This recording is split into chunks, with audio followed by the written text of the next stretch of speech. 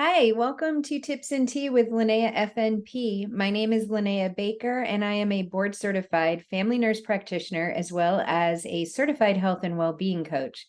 I'm really excited to get to talk with you all about what is gut health. So much buzz around gut health in the last few years. It is my passion, and I feel my purpose in this space. And in what I do now in holistic health and wellness, it's all about gut health. And I love talking about this topic. So I'm going to share with you some information that hopefully clarifies what the buzz is, why it's so important, and why it is the center of your overall health, including your metabolism. I want to thank each of you for giving me some of your valuable time today, and I hope that this presentation brings value to each of you. So, Hippocrates said, if we could give every individual the right amount of nourishment and exercise, not too little and not too much, we would have found the perfect way to health. He lived from 460 BC to 370 BC and died at the age of 90 years old. Hippocrates is known as the father of medicine, and he was on it. He says if we're feeding our bodies with the correct type of foods, the right amount, also exercise the right amount, then we found the safest way to health. And it is so true. We are now finding out that what Hippocrates said all those years ago is actually what we need to be practicing more of. Okay. So in doing this presentation for you, I looked at some information from Harvard School of Public Health. And that's where I got the information on kind of giving you about what is the microbiome. We talk about gut health and we talk about the gut microbiome. Well, your microbiome, we have lots of microbiomes. We have a skin microbiome. We have a gut microbiome, and there's other ones as well. But for today's purposes, we're going to talk about the gut microbiome. And this microbiome is located in your gut, and it's made up of microbes. Microbes are tiny living things that we find all around us just in life, okay? It can be bacteria, it can be fungi, it can be protozoa, it can be viruses, okay? And we have these microbes that are making up our microbiome. Many of them are beneficial to us, and there are some that can be harmful to us, okay? The majority of these microbes that make up the microbiome are actually in what's called a symbiotic relationship, meaning we benefit each other, okay? And I told you some of these may be harmful. Well, the harmful microbes are considered pathogens, and pathogens just mean they promote disease. So you have unhealthy gut bacteria or harmful gut bacteria, they can promote disease. In a healthy body, the relationship between the pathogenic or disease promoting bacteria and the good bacteria, they coexist without difficulty because we're in harmony and balance, okay? However, when there's a disruption in the gut microbiome and the balance is disturbed, that's called dysbiosis. And dysbiosis means that it's out of balance, that the unhealthy gut bacteria or pathogenic disease-causing bacteria are have increased in number, and we have less of the good gut bacteria. And instead of being in harmony and balance, it's more harmful to us, okay? When we have dysbiosis or this unbalanced gut where we have more of this kind of unhealthy or disease-promoting gut bacteria, well, how does that occur? You can get an infection or an illness. Really, a lot of this comes from our diet, guys, and what we're eating. I'll tell you that, especially in the United States. Antibiotics can create dysbiosis, as well as other types of medications can destroy our gut bacteria, okay, and make it in dysbiosis. Now, obviously, sometimes we need antibiotics, we need certain medications. So there's a way to get your gut microbiome back in a healthy state after needing these certain types of treatments, okay? So when the normal interactions in the gut are disrupted and it's imbalanced, now you're set up for more susceptibility to disease. The microbiome is actually considered a metabolic organ. Our microbiome actually impacts our hormones and our metabolism as well. It is absolutely incredible all that our microbiome and our gut does. In our gut, there's about 10 microbes for every human cell. Guys, the microbes on and in our body outnumber our human cells in our body. So tell me, if we're designed this way to have more microbes than human cells, tell me that there's not an important role that these play in our health and longevity. It's powerful. There are 100 trillion bacteria, guys, that are in our microbiome, and their genes outnumber the stars in the universe. Again, I tell you this not to impress you, but to impress upon you. If we have this many microbes on and in our body, they outnumber our human cells. It's powerful, and there's a reason they're here, and we need to learn what that reason is, which we have discovered over the last decade, 10, 15 years or so. And we're learning more and more. And just so you know, the majority of this gut microbiome is actually located in your small and large intestines, okay? So I told you that our microbiome is a metabolic organ. It's actually considered the hidden metabolic organ because it has such a huge impact on our overall health, well-being, and immune function. I tell you guys, I can't stress this enough, your gut is the command center of your body. Everything we put in our mouth impacts our overall health. The food we're eating impacts the health of this microbiome. Our gut's considered the second brain, guys. Our gut is in constant communication with our brain. The vagus nerve, lots of information going back and forth between the gut and the brain. And a lot of people know that serotonin is considered the happy hormone. But did you know 95% of serotonin is actually made in your gut? Powerful. So when we impact our gut health and improve our gut health, we actually make an impact on mental health and our overall mindset. That's how powerful it is, what we are doing to impact our gut. It can be positive or it can be negative. And I will tell you, in the United States, and including in my own personal health journey, the majority of us are doing it all wrong. We're living so unhealthy because we're living by the they call it the SAD diet, the standard American diet, the SAD diet. It's just killing us. Our lifestyle in the United States that we've normalized is killing us. It's making us sick. And that's why I'm so passionate about being here, because I went on this health journey after years and years. I've been in healthcare over 25 years. And what made the biggest impact on my health and well-being over 3 years ago, when I learned about gut health and went on a 30-day gut reset. And I have lived this lifestyle since then, and it just keeps getting better and better. And I want that for each of you.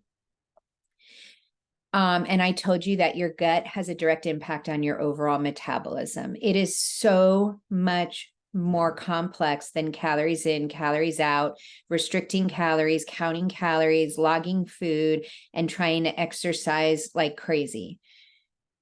It's so much more complicated than that. And that's why that is not sustainable and does not work. It works in the short term, but not the long term, guys. So when we look at the microbiome, it also impacts your immune system. So I said it's your hidden metabolic organ. It impacts and is known as the second brain. It directly impacts overall health, well-being, and metabolism. It also has a direct correlation with your immune system. 70% of your entire immune system is located in your gut, guys. 70%. And now more than ever, we need a robust immune system to keep us thriving. And I can tell you the majority of us in the United States are just not doing the things to support our overall health and well-being, and we're definitely not supporting our immune system. Inflammation, and we've talked about inflammation, occurs because of our immune system response. It is our first line of defense in our immune system. Inflammation is the first line of defense in our immune system. However, I've talked to you guys before and recently that chronic inflammation is not our friend, and it actually leads to chronic diseases. Short-term acute inflammation, we have an ankle sprain, we get an infection, our immune system kicks in. Inflammation is the first line of defense because our immune system is responding to protect us. But when the inflammation is chronic and consistently triggered, that's when we run into problems. Okay. When the chronic inflammation takes place, it's like acting like your body's under constant insult or attack. And the immune system floods the problem area with white blood cells that attack healthy organs and tissue. The Latin word for inflammation is to set on fire, and it's like your entire body's on fire for an extended period of time. And this can occur for years and years and years. Lots of chronic diseases are silent in the beginning, and you can have things going on for 10, 15, even 20 years where your body is inflamed and you don't even realize it. I told you what you put in your mouth and eat directly triggers inflammation. When you have too much inflammation, specifically when we look at our lifestyle and what we're creating to create this chronic inflammation, the foods we're eating in particular, too much of that damages your gut and it damages your entire microbiome. And that's where problem happens. Problems happen because inflammation is known as the playground for disease. When we have chronic inflammation, that's when we're setting up the perfect storm for chronic disease to set in. When I talk about chronic disease, it's all the diseases that are the leading top 10 causes of death in the United States. I told you guys not too long before that we looked at 9 out of all 10 of the top 10 causes of death in the United States right now. 9 of them were caused by chronic inflammation. So what are short chain fatty acids? I want to touch on this a little bit because it gives you the information that you need as to what's going on with this gut bacteria, okay? I said that your gut health has a direct impact on your overall health. And one of the ways that it does this is through short chain fatty acids. Short chain fatty acids are made in your gut from the good or friendly gut bacteria, the health promoting gut bacteria.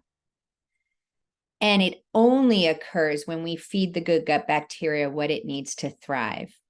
So what does your healthy, good gut bacteria need to thrive? It needs prebiotic plant-based fiber. A lot of you have heard of prebiotics. And I know for a long time, I didn't even know what they were. Prebiotics feed the good gut bacteria. And what we need to feed the good gut bacteria to make short chain fatty acids are plant-based prebiotic fibers, okay? When we eat complex carbohydrates like sweet potatoes and brown rice, for instance, and we eat foods with fiber like fruits and veggies are loaded with different types of plant-based fibers, those are not easily digestible, which is good because they can get down lower into the large intestine. We need these complex carbs and these plant-based fibers because in the large intestine, I told you we have these microbes that make up our microbiome. Well, that microbiota has digestive enzymes, and those good gut health bacteria that have the digestive enzymes, the microbiota, they break down the indigestible fiber and they actually create short chain fatty acids. So do you see how when we have good gut bacteria, it's actually impacting chemical transactions, it's actually impacting biochemical reactions in your body. We're creating short chain fatty acids when we eat the right foods that impact the good gut bacteria and create these short chain fatty acids. So what do we need short chain fatty acids for? They help reduce inflammation. Well, we want to reduce inflammation. We don't want chronic inflammation, right? Because we said chronic inflammation promotes chronic disease and illness. So we help reduce that when we are creating short chain fatty acids. We can also reduce visceral fat when we have short chain fatty acids. Visceral fat is the fat around your organs. I talked to you guys recently about metabolic syndrome and different things that are considered people who are metabolically healthy or unhealthy, and then what creates metabolic syndrome. That was in a prior presentation I did. So go ahead and look back at that. It was about a week or two ago. But visceral fat is the fat around the organs, and that creates unhealthy biomarkers like on our liver and diabetes and all the things, right? Glucose, A1C, all the different biomarkers. When you have fat around your organs, you're in an unhealthy metabolic state. We want to decrease that. One way to figure that out is our body mass index and also our waist circumference through a measuring tape, not through a waist size of your pants. However, I told you that there are 2/3 of there's 25% of people, or well, I said 75% of people in the United States, adults in the United States, are overweight or obese. So the 25% that are considered normal BMI, body mass index, or a healthy weight, out of that, 2/3 of them have a metabolically unhealthy, and a lot of them have visceral fat. So even though they don't have necessarily a large waist or a high BMI, they're still considered metabolically unhealthy and have visceral fat in there. But we can't we can find that through biomarkers in labs. We can't find that as easily through waist circumference and weight, because obviously they may meet that criteria, but you can be thin and still be metabolically unhealthy, we talked about. And so even if you're thin, you need good, healthy gut bacteria to make these short chain fatty acids. And you need to feed it the plant-based fiber it needs, because this actually impacts your overall health, okay? So you could be thin and be eating Starbucks and the typical American Western diet and have visceral fat that we just don't see on the outside and still be metabolically unhealthy. That's why this is so important. It impacts everybody, guys. This is a quote from Dr. Jonathan Jacobs, who's a professor of digestive diseases at the David Geffen School of Medicine at UCLA. And he says the microbiome and immune system are critically intertwined. What's present in the gut determines what education immune cells get. That is powerful. What we eat matters. It's not about calories. It's so much bigger than that. When you start realizing that the food you're eating literally makes up every cell of your body, it impacts your health, your well-being, your longevity, it changes how you look at food. And this is what I do, what my passion and my purpose is, because guys, if I can get here, I promise you, you can get here, because I ate the typical American Western diet. I lived the typical American Western life and lifestyle, and it was killing me. And I got diagnosed with an autoimmune disease, and I was aging rapidly. And now I'm thriving over 3 years later, and it didn't take this long. Improvements started right away, and it's been compounding over time. But I'm telling you, I can help take your hand and guide you on how to improve your health and quality of life. So what contributes to poor gut health? I told you when we eat the typical American Western diet, it's high in animal proteins, it's high in refined sugar, it's high in ultra-processed foods and saturated fats, and that creates poor gut health. Poor gut health means we have less of a diverse gut bacteria, and we're not feeding the good gut bacteria the food, the fiber and plant-based fibers and things it needs to thrive. So that leads to our gut breaking down, the gut health breaks down, and we get increases in inflammation. When we eat ultra-processed foods, we eat sugar, we refined sugars and alcohol, we are damaging our gut health. We are directly impacting our immune system, our mental health, our metabolism, our overall health and well-being. Our gut is the command center of our body. When we eat these refined sugars and refined flours that make up most of the foods we eat in the United States and in our modern diet, the fiber is stripped away, guys. And even if they try to put the fiber back in, it's not the same and does not do the same to feed our good gut bacteria. 97% of Americans do not get the minimum intake of fiber to keep those good gut bacteria alive. I got that from Dr. Amy Shah, who does a lot on gut health. And she is a medical doctor, internal med. She's like double board certified, graduated from Columbia University. I mean, she's powerful. She was trained in Western medicine, and what she's doing is impactful. A plant-focused, healthy diet in place of a Western American diet can improve gut microbiome. You can start seeing changes in as soon as 3 days, guys. That's why when I went on a 30-day gut reset on day 3, it was like night and day. And I had done so many things. I had stopped caffeine altogether. I had more energy. And I told you I was addicted to caffeine. And it was easy. Like, I thought it would be so hard. And I was grinding it out in a very busy pediatric clinic. In fact, it was during COVID. It was right after, it was April 2020 when I started my intentional health journey of trying to improve my overall health because I was falling apart. And that was right after COVID shut the country down. And I was able to see results just by starting with some simple things that were easy to fit into my busy clinic schedule and hospital schedule. When we are living in a state of chronic inflammation, that leads to developing chronic inflammatory diseases such as heart disease, many types of cancers, diabetes type 2, and obesity. They actually now are calling it diabesity. We also are using the word inflammaging, because chronic inflammation leads to rapid aging, and it's not normal to age the way we do in the United States. We can age gracefully and with high quality of life and good health if we do some basic things. And it's never too late to start, and it's never too early to start. The World Health Organization is ranking chronic disease as the greatest threat to human health. Guys, when we have bad eating habits and we eat foods that are junk foods that are made with all these refined, simple sugars, and that combined with the stress of living a sedentary lifestyle. I mean, we have technology and every instant gratification, things we can get right at our fingertips. So we're more sedentary. We're not outside. We're not moving. We're doing a lot of screen time. We're eating a highly ultra processed, high sugar, diet as the standard American diet or SAD diet in the United States, and it has a negative impact on our gut.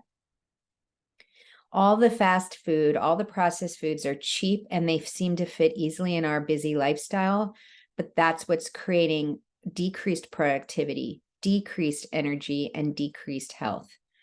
We have the worst gut health, and we're going to continue to have a negative impact on our gut health if we don't make some drastic changes.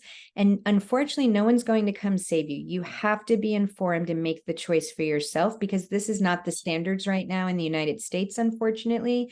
But I can tell you, this is the way to start getting your health in check and start to feel better. You can be more productive at work. Your cup will be more full, so you actually feel like have enough energy to exercise. You'll sleep better. Your mindset will go up. You'll be more positive. It's just incredible. You can have more to pour into the ones you love and want to impact the most. Okay. So how do you improve your gut health? Well, I told you it's now the way to impact gut health and impact the most chronic diseases that we're dealing with in the United States. I told you 9 out of the 10 in the top 10 causes of death in the United States right now are directly linked to chronic inflammation. It's what we're doing in our daily life routine. It's our lifestyle. I do a lot in finishing up a certification in lifestyle medicine. It's crazy how much we can change just in what we do daily or don't do daily. So this comes from the Anti-Cancer Research Journal, and there's several studies that have demonstrated now that eating foods that are nutritious, along with exercise, and even using breathing and meditation techniques, and I link that to stress management techniques, they're essential to slow down the aging process. They help promote a healthier, longer life expectancy. They prevent typical chronic diseases like the ones we've been talking about. And they facilitate healing, and promote a better quality of life. This is in the journals, guys, in the evidence-based research that I was taught to look at in all my medical program training, in my nurse practitioner program training, in my undergrad training. This is in the Anti-Cancer Research Journal. Okay, 3 things that are necessary to slow down the aging process, increase our life expectancy, and maintain health. Number 1, nutrition. 80% of what you're doing comes down to your fork. 20% is exercise. You can't out eat your fork. And I tried that for a long time. Or you can't out exercise your fork. 80% comes down to the food we eat. We have to be feeding our body the proper nutrition, and it's not just counting calories. And it's not just calories in, calories out. It's so much more complex. Our gut health impacts our hormones, our metabolism. It actually impacts, like I told you, the biochemical reactions that set us up for either being healthy or unhealthy. We need movement. Specifically, we need to be outdoors in the fresh air, moving and getting vitamin D from being out in the sun. Now, granted, I know that's another whole talk about UV rays and everything, but I walk first thing in the morning. I wear a visor, I put on my sunscreen on my face, but I get out before the UV index is high, before it's too hot, before the sun is too strong, and I move, I walk. I love it. Hiking, anything like that. I want to be outside and I want to move. And I do this every day, guys. I include some form of movement and walking in my daily routine. You also want to focus on ways to improve and boost a healthy mind, spirit, and inner peace happiness. This comes down to stress management. So some key ways to do that I work with my clients on are meditation, breathing exercise, prayer, devotions, and yoga. Also, gratitude journaling is another one. I do this in individualized plans that I put together after doing a health and wellness consult to help different clients on a personal health journey. And this is definitely part of what we include because it is very important to manage your stress. When you do these 3 simple things, and it takes time to build these habits, and that's why I have a program in place it works. It's easy, and it synergistically has everything in it to fill in nutritional gaps and get you going on a health journey that's not overwhelming or causing you to do a whole lot of meal prepping, okay? But we can improve your gut health and help you avoid the onset or progression of chronic inflammatory diseases just by improving your lifestyle. And specifically, we have to start with the gut because it's the command center of your body. So if I were to give you some action steps, I would say we need to increase and have a high fiber diet because of the fact that it decreases inflammation. It's feeding the good gut bacteria that helps support your overall health. It increases those short chain fatty acids, which help with inflammation and visceral fat and gut energy. One way to do that is increase fruits and veggies in your daily routine. And how do you do that? Pick one snack a day and substitute it with some raw veggies or some fruit. We want to limit the intake of highly processed, highly refined sugar foods. So the first thing you want to take out is any sugary sweet drinks, Gatorade, sodas, even diet sodas. Artificial sweeteners are just as bad, guys. And I was addicted to the diet sodas. So I know how I was addicted. So I understand the coffee drinks with all the sweet syrups and everything. We want to get rid of those. And we want to start reading our ingredient labels. But a good goal to start with is eliminating sodas and sugary sweet drinks and juices. You do not need juice. It is loaded with sugar. You need to eat fruit and veggies. And we work on that to make it so palatable.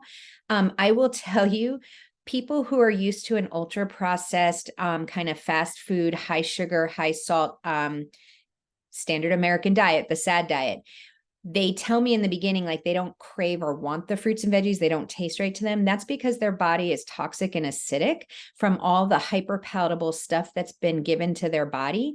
When you go through a gut reset and detox with me, I promise you that as you go, your taste buds change, your cravings change, and all of a sudden the fruits and veggies and things that you never thought you would eat, everything starts tasting so much better because The companies that are making these ultra processed, high sugar, high salt foods they're hijacking our brains and our health. And once we detox from them, it's amazing how good you can feel and the foods that you actually want to eat that you weren't interested in before. And trust me, I speak from personal experience as well as lots of clients' experiences that I've worked with.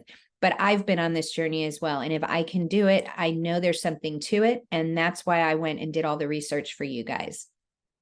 Something to think about is to consider joining my 30-day gut health reset group. I do 2 groups a month. I personally coach you and help you on a holistic, personalized health journey to get you going.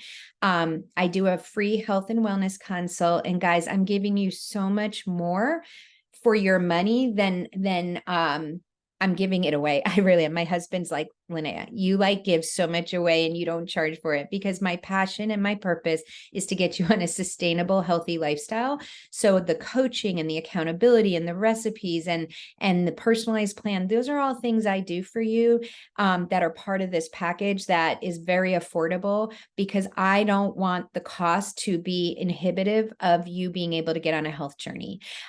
So I've taken all my experience and all my training and all the research I do now, and I give it to you guys on a silver platter, because I really want people to get on a health journey that serves them and is a healthy lifestyle, and not a quick fad crash diet or something that does more harm than good, like a lot of these gimmicks and things out there are. Okay. No pills, no fad crash diet with me. It is holistic, sustainable, healthy lifestyle. And I give you the tools once I do your health and wellness consult to see where you're starting from and what your goals are and how we can help you. Okay.